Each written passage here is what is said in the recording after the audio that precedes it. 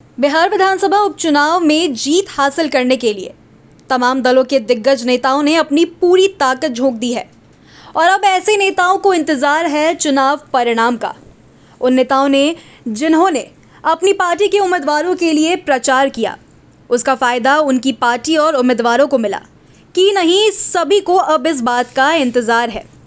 हम बात कर रहे हैं ऐसे नेताओं की जिन्होंने उपचुनाव में न सिर्फ प्रचार किया बल्कि रणनीति भी बनाने में महत्वपूर्ण भूमिका अदा की है। आपको बता दें कि जेडीयू की तरफ से तारापुर में कमान खुद पार्टी के राष्ट्रीय अध्यक्ष ललन सिंह ने संभाल रखी थी। पार्टी के संसदीय बोर्ड के अध्यक्ष उपेंद्र कुशवाहा भी लगातार चुनाव प्रचार में लगे हुए थे। वहीं अशोक चौधरी, जिन्हें तारापुर का प्रभार मिला था, लगातार कैंप कर रहे थे। इन तीनों के ऊपर जेडीयू उम्मीदवार को जिताने की महत्वपूर्ण जिम्मेदारी थी। ऐसे तो जेडीयू की तरफ से कई नेताओं ने कैंप कर रखा था, लेकिन इन तीनों की प्रतिष्ठा सबसे ज्यादा फंसी हुई थी। एनडीए उम्मीदवारों को जीत दिलाने के लिए भाजपा की तरफ से सम्राट चौधरी भी कमान संभाले हुए थे और इनकी प्रतिष्ठा भी दांव पर है।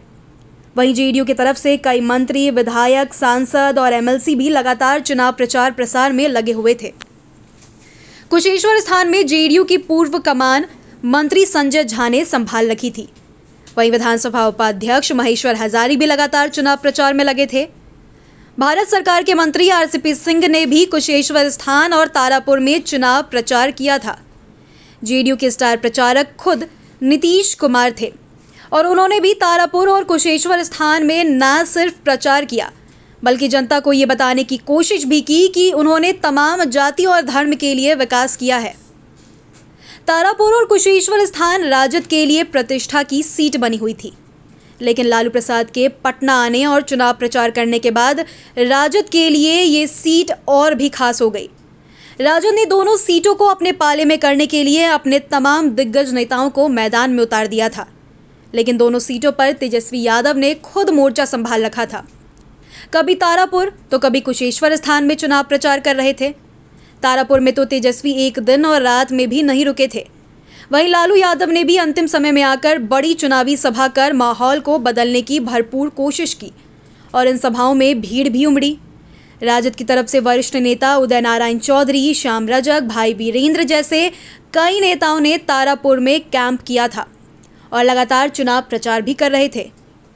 कुशेश्वर स्थान में शिवचंद्र राम, श्याम रजक, अब्दुल बारी सिद्दीकी, भोला यादव, ललित यादव जैसे नेताओं ने पूरी ताकत झोंक रखी थी, क्योंकि राजद को जिताने के लिए इन तमाम बड़े नेताओं को ही बड़ी जिम्मेदारी दी गई थी। उधर अगर कांग्रेस की बात करें तो राजद से अलग होकर लंबे समय के बाद कांग्रेस कोई चुनाव लड़ रही थी और अपनी अहमियत जताने के लिए कांग्रेस ने दोनों ही विधानसभा में नेताओं की फौज को उतार दिया।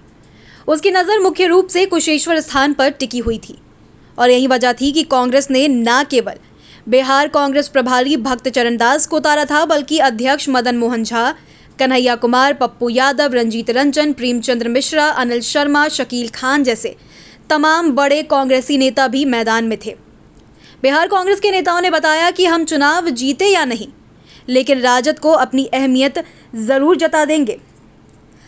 आपको बता दें कि बिहार के भविष्य की राजनीति के लिहाज से इसे सामान्य चुनाव नहीं बताया जा सकता।